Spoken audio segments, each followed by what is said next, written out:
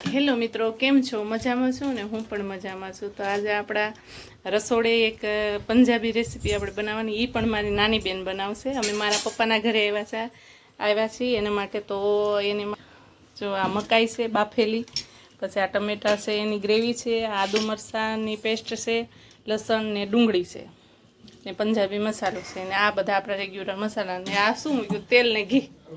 આ તેલ ને ઘી મૂક્યું છે.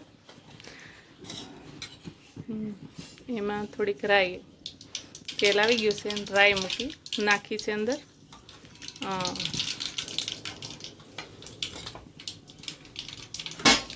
અમારે નાના બેન છે, બીના બેન. કેમ છો? મજામાં? બસ જો અમે બધા મજામાં છીએ. આજ અમને અમારા રસોડામાં તમે રેસીપી શીખવાડશો અમને. હમણાં અમારે બીના બેન નવી નવી રેસીપી દીધા કરશે અને અમે ઉતાર્યા કરશું. તેલ આવે છે.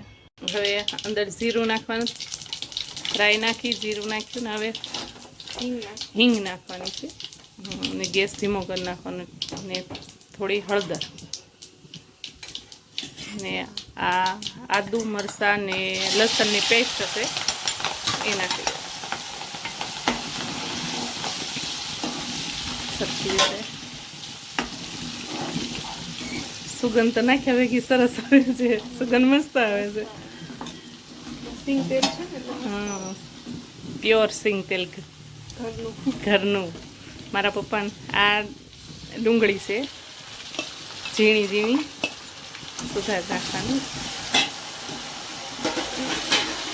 સીલી કટરમાં કટરમાં પીસી નાખવાની એટલે મસ્ત થઈ જાય, ઝીણી ઝીણી.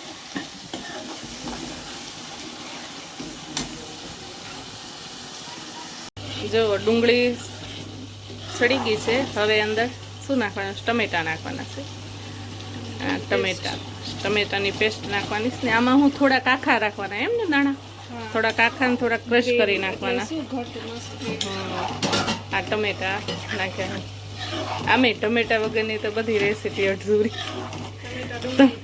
ટમેટા ડુંગળી છે ને એ રસોઈનો રાજા છે.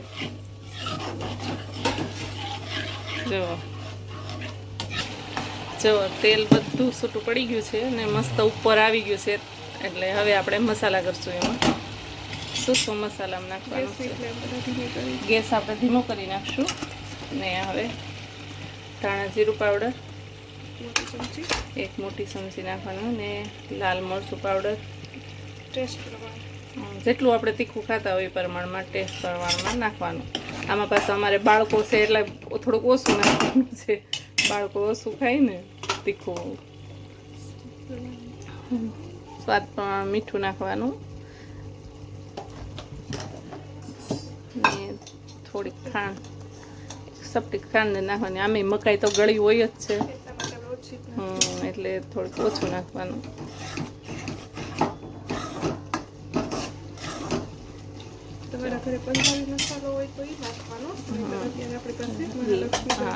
જો પંજાબી મસાલો હોય એ નાખવાનો ને અત્યારે જો અમારી પાસે મહાલક્ષ્મી ગરમ મસાલો છે એ નાખ્યો છે. આમાં તો પાછું ગામડે એવું હોય કાંઈ વસ્તુ મળે તે નહીં મળે એવું બધું. કલર એ બહુ મસ્ત આવે છે ને સુગંધ પણ કેટલી મસ્ત આવે છે. તો પરાઠા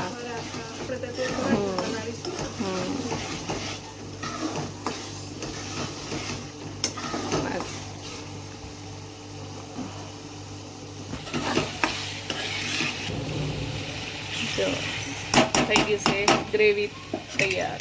હવે આ મકાઈ નાખવાની છે, પીસેલી મકાઈ થોડાક આખા દાણા ને થોડાક આખા દાણા નાખવાના છે. ગામડું છે એટલે થોડુંક માખ્યું ને પ્રમાણ રહે.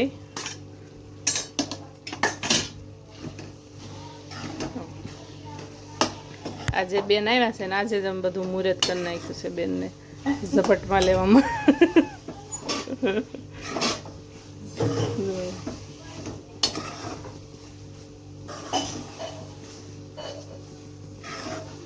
બધું એક સરખું મિક્સ કરી નાખવાનું, ગ્રેવી એકદમ ભળી જાય એવું.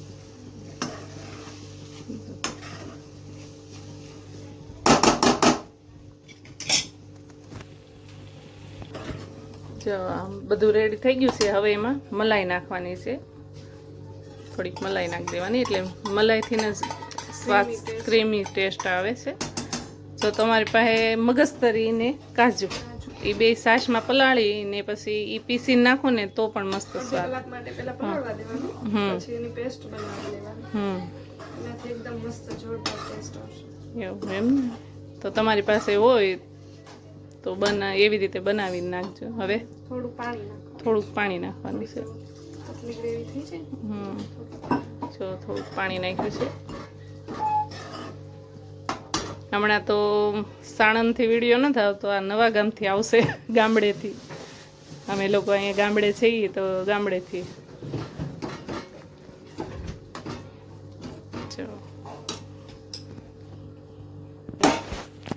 જો હવે લીંબુ નીસવી દેવાનું. જેટલી ખટાશ ખાતા હોય પ્રમાણે, કોઈના ઘરે ખટાશ ખાતા હોય, કોઈના ઘરે ના ખાતા હોય એ પ્રમાણે. કેટલું? અડધું લીંબુ નાખ્યું હતું? પછી ટેસ્ટ કરી દેવાનું, જો ઓછું લાગે તો.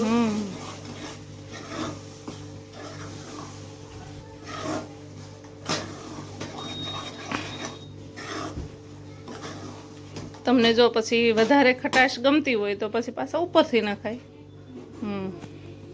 જો આપણી સબ્જી તૈયાર છે, મકાઈની સબ્જી પંજાબી. આપણે હવે સર્વ કરીશું. તો એની માટે એક ડીશમાં જો તૈયાર છે. લાગે છે ને લાજવાબ. એને પરાઠા સાથે, પછી બ્રેડ સાથે કે રોટલી સાથે સર્વ કરી શકાય. જો આપણી રેસીપી તૈયાર, સબ્જી તૈયાર છે, મકાઈની સબ્જી. જો તમને મારો વિડીયો સારો લાગ્યો હોય તો લાઈક કરો, શેર કરો, સબસ્ક્રાઈબ કરો. ભલે મિત્રો, બાય.